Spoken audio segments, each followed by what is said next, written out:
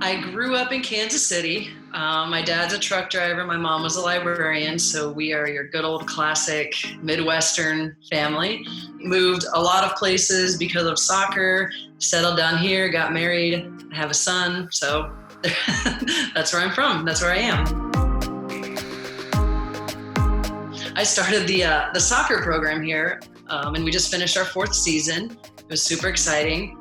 And now we're rolling on our 5th season.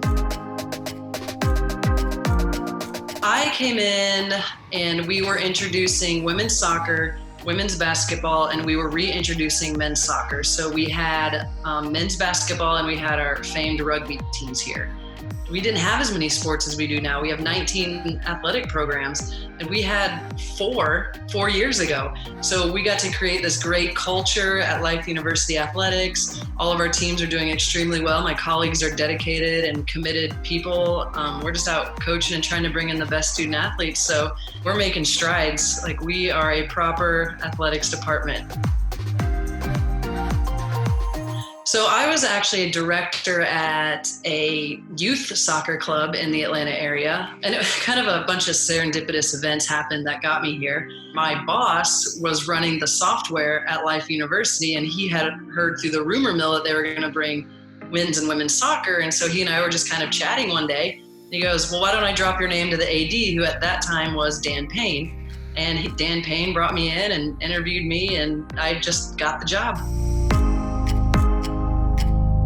So that's one of the interesting things that we have in the athletics department is no day looks the exact same. You can schedule training at a certain time. You can schedule weightlifting at a certain time. We always have recruits on campus. We are wining and dining the recruits, taking them all over, doing tours. We're on Skype calls. We're on tons of committees, trying to make things better for all the student athletes and in general, all the students here.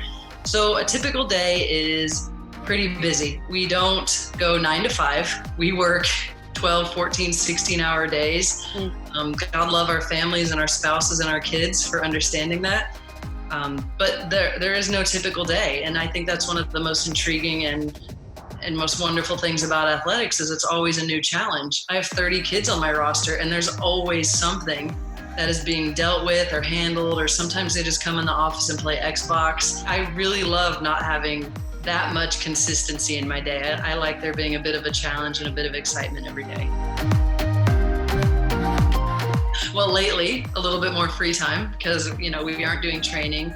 With the conditions, though, it's interesting because a lot of our student athletes, and specifically mine, kind of went off to their home countries. We have 13 different countries represented on the roster, so we're still communicating with them. It might be at 6 o'clock in the morning because that's what time zone they're in. It might be 9 o'clock at night. So to say, what do I do in my free time? I'm touching base with my student athletes. I'm making sure that they're okay, making sure that they're registered for classes, making sure they have their books. But other than that, lately I've been playing badminton with my family. We've been going on lots of runs. We've been walking the dogs a lot. My free time is dedicated to my family. Life will always throw any kind of random test at you, a challenge at you, a reward at you. So if you're willing to be agile and take those things on, if you reframe it and look at it as a positive event, I would say that my words of wisdom are to always be ready for something and just being able to adapt.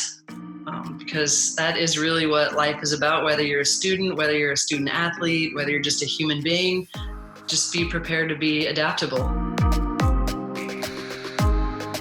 Yes, I think our lasting purpose is something that drives a lot of decisions that we make, especially the older I get in this profession, the more I realize to give, to do, to love, to serve. Those are the foundations in which you interact with people. My student athletes have constant challenges. They're struggling in classes or they've got some family issues. So whenever there's an opportunity to have an interaction with them, when we interact with that lasting purpose, I think that makes a world of difference. And at the end of the day, our lasting purpose makes people feel like human beings, that everything is manageable. If you act out of a place of love, then somehow that makes everything not so scary and not so intimidating. So I think there's not been one huge event that I've been like, oh, we can do lasting purpose right here. I think it's a lot of small things throughout the day and throughout every interaction that you have with somebody.